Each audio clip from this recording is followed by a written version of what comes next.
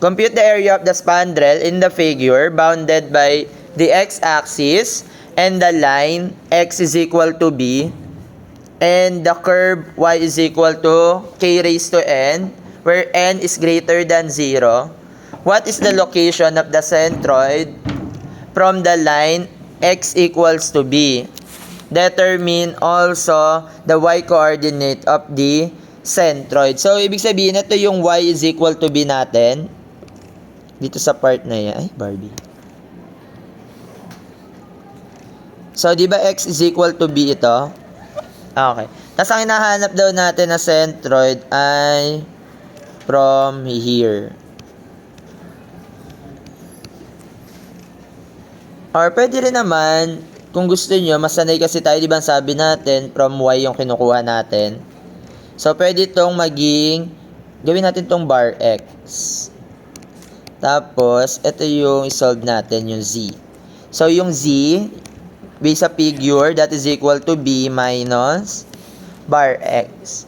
So, solve natin si bar x. So, ang gagamitin natin dito is integration. So, kuha na lang tayo ng strip. So, kapag vertical strip yung ginamit nyo, so, yung dx natin, derivative ng x. And then, ito yung change in y. So, yung change in y, that is the y high minus y low.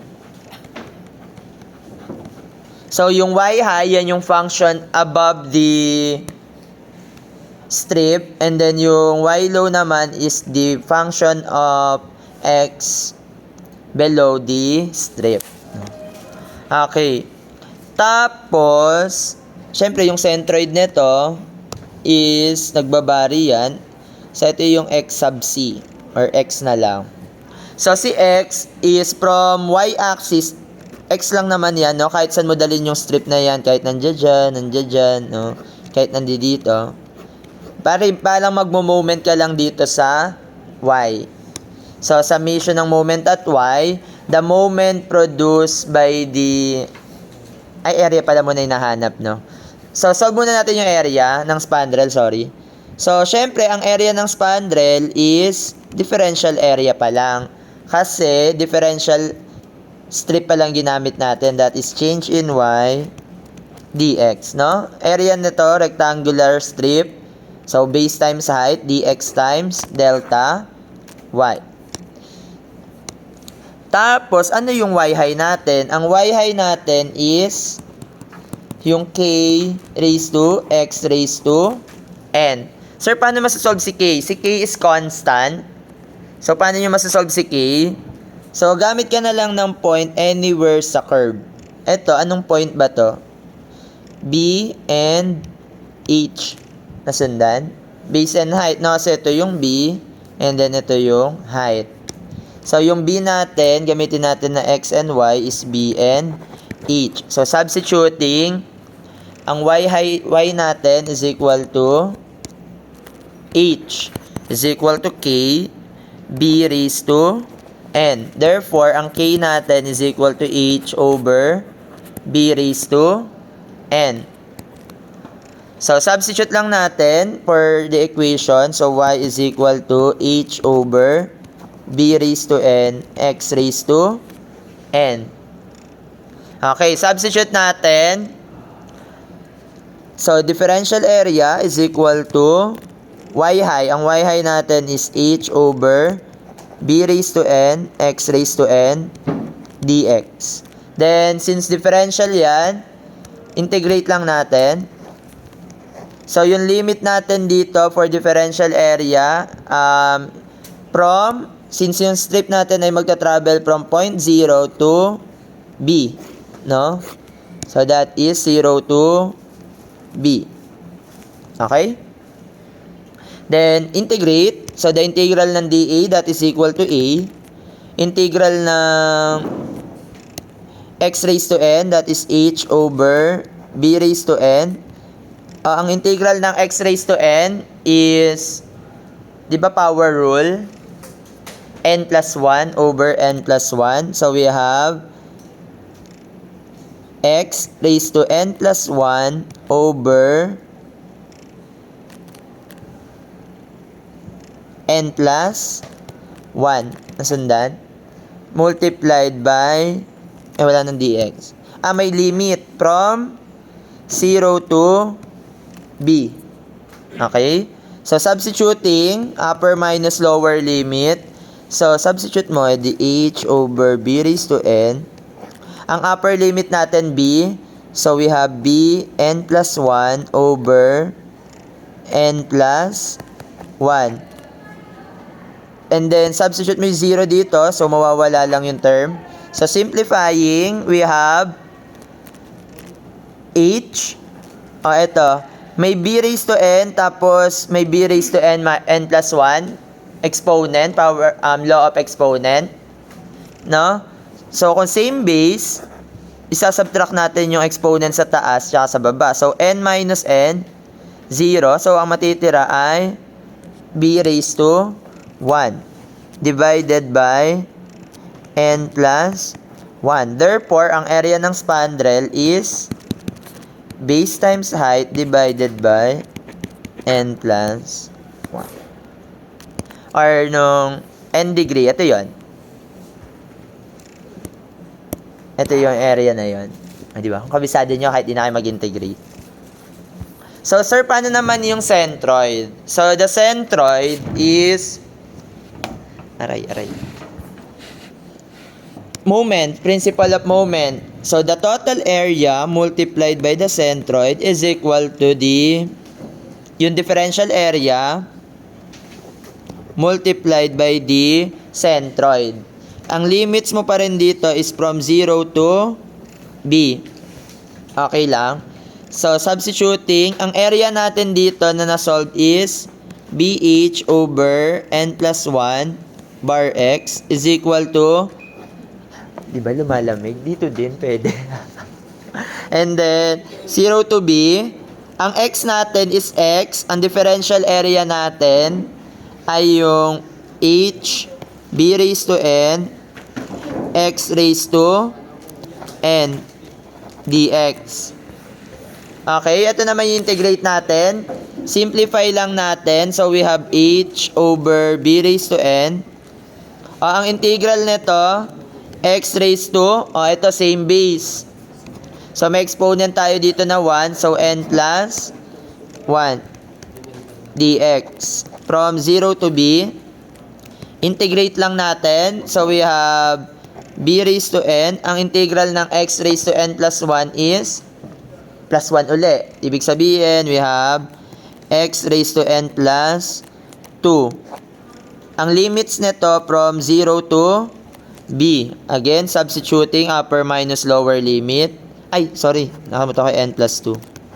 So, we have h over b raised to n times n plus 2. Upper minus lower. So, we have b raised to n plus 2. And then, 0 lang naman yung kabila. So, kapag sinimplify mo to, so, magkakaroon ka ng h. So, may b, same base, no? So, bn minus n, that is, cancel. So, ibig sabihin, matitirang ka ng b squared over n plus 2. Tapos, meron ka dito na bh over n plus 1 ba yun? Tapos, bar x. So, yung bar x mo dyan, kapag cancel isang b. So, matitiran tayo ng formula na ang bar x natin is equal to n plus 1 over n plus 2 multiplied by b. Yung bar x na yan, ito yon. Diba? Dito yan. So, ang kailangan natin yung z. Pwede din naman na ito i-memorize nyo. So, yung distance z, ang formula natin is equal to b minus bar x. So, simplifying, so we have z is equal to b minus n plus 1 times b divided by n plus 2. Kapag sinimplify nyo yan, magkakaroon ka ng LCD n plus 2. Multiplied mo yan.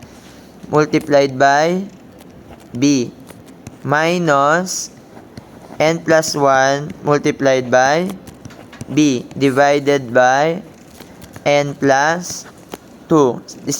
Distribute lang natin. So, we have bn plus 2b minus nb. O, bn na lang din. Minus b over n plus 2. Simplifying. So, 2b minus b, that is b over n plus 2. So, yan naman yung distance, z. Ito yon. No? Ito yung bar x niya, no? Ito naman, from the y-axis. Ito, from the x plus b. Pero ang tinatanong naman sa formula, what is the location of the centroid from the line x is equal to b? So, yung tamang sagot is yung z.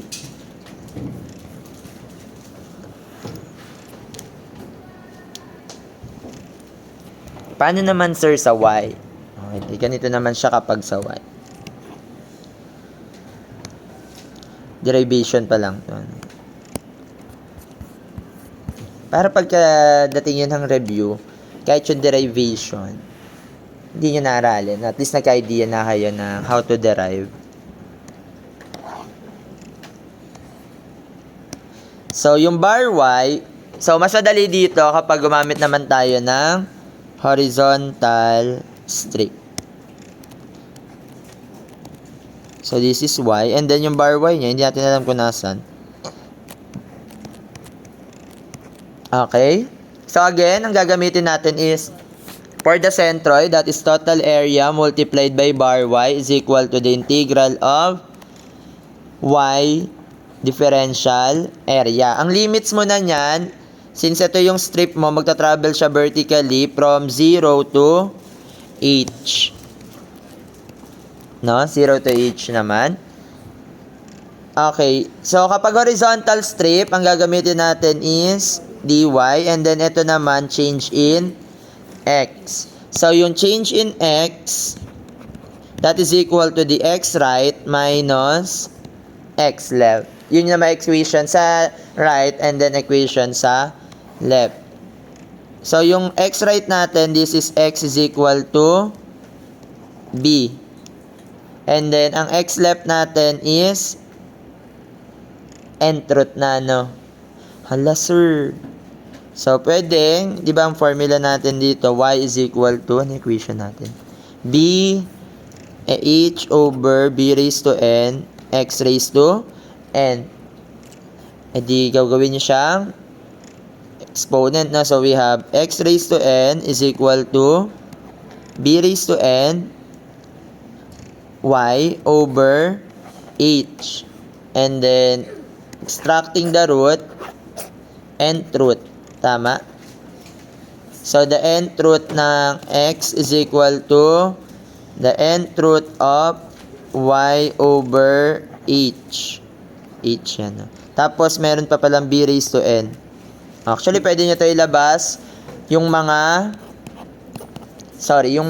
tawag dito, mga constant. So, the nth root of b raised to n is equal to b over the nth root of h. And then, multiply by the nth root of y.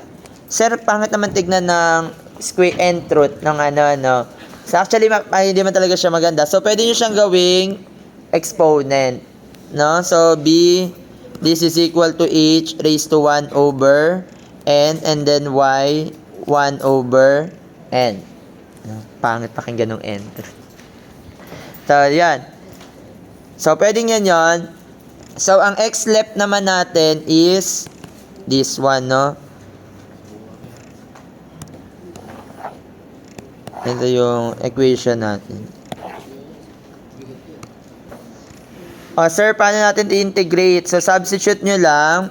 So, that is equal to the area. May nasolve naman na tayong area kanina. That is base times height over n plus 1. Y bar is equal to the integral of 0 to h. Then, y. Ang differential area natin is x right minus x left. Ang x right natin is b minus b over h raised to 1 over n y raised to 1 over n dy. No? Yung mga constant, may integrate naman yan. Madali na yung integrate.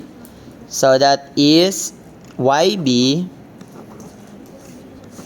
tama, minus, distribute pala muna natin para mas madaling makita. B over h raised to 1 over n, y times 1 over n. So, di ba that is y1 times y1 over n? So, i-add lang natin. So, kapag in-add natin yung exponent niyan, that is 1 plus 1 over n. So, we have n plus 1 over n. Nasundan? Ito, cross multiply. So, n plus multiply ng n. So, n plus 1 tapos divided by n. LCD. So, that is equal to y raised to n plus 1 over n. Exponent to, ha.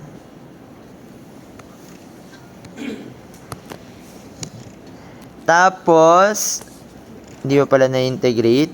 0 to h dy. So, integral. So, yb dy. So, that is equal to y squared over, kasi n plus 1, di ba? Y squared by squared over 2 minus b over h 1 over n. Integrate lang natin to. So, yung n plus 1, dadagdagan natin ng 1. No? N plus 1 over n plus 1. Magkano to? So, magiging n plus 1 plus n over n. So, ibig sabihin, you have 2n plus 1 over n. So, yun yung exponent natin. So, magkakaroon tayo ng y raised to 2n plus 1 over n divided by yung 2n plus 1 over n. Raised from 0 to h. Okay, simplify muna natin bago tayo mag-substitute. B raised to y squared over 2 minus, iangat ko si n. So, we have nb y raised to 2n plus 1 over n divided by h raised to 1 over n times 2n plus 1. Okay? From 0 to h. So, upper minus lower, yung lower limit, magzi-0 lang naman yan. So, substitute natin h. So, we have bh squared over 2 minus nb. Ang b natin, b lang din. And then, magiging h raised to 2n plus 1 over n divided by h. Magkano h? Wala naman yan. So, h raised to 1 over n multiplied by 2n plus 1. So, yan. Na-substitute na natin yung upper minus lower. So, kapag sinimplify ito, exponent, same base. So, we have bh squared over 2 minus h to, no? O n. N lang pala yun. N. So, lagay mo lang yung n, yung b nandyan. Ito si h. Pareha sila ng base. So, subtract natin. So, we have 2n. Yung exponent, 2n plus 1 over n minus 1 over n. So, same base. Same denominator, n. So, matitiran ka ng 2n plus 1 minus 1, 2n. Cancel n. So, magiging 2. Ibig sabihin, meron tayo dito h squared over 2n plus 1. Ayan. Okay, wala na. Factor out. Sara nang pwedeng i-factor out. Ba't parang kulang ng b? Dapat may matirang isang h eh. Hindi. Matitira yung h. Tama. So, we have factor out BH squared. Ang matitira sa loob ay yung 1/2 minus n over 2n plus 1. Okay? Ano yung natitira sa kabilang side? Di ba BH over n plus 1 times bar y. Sir, may nakita na tayo. Simplified. Y bar is equal to cancel ang B, cancel ang H. Matitira isa. So, matitira na ako ng H. Cross multiply n plus 1. Tapos, may 1/2 ako dito. N over 2n plus 1. O, do the math. Dito sa, ayan. So, that is, simplify lang natin. So, least common denominator, GCF pala. LCD, 2n plus 1 over 2. Tapos, so, magkakaroon ako dito ng 2n plus 1 minus 2n. Diba, dude? Ito. So, titira 2n.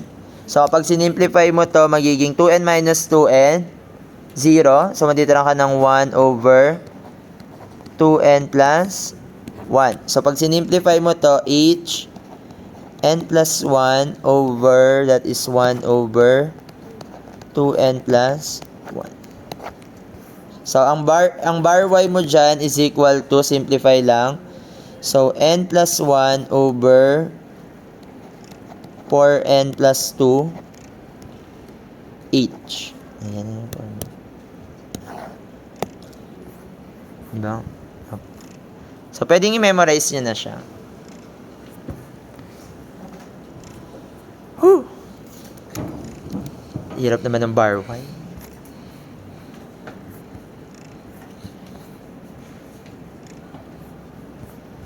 Ayan. So, yan sa integral. Pero mas maganda siya pagka may values. Pero ito yung madalas yung gagamitin, no? Ito, paki-memorize nyo na to. Ayan. Yung bar x. Mahalaga yung bar x for the centroid. Tsaka yung area. Or kahit ito na lang, memorize nyo.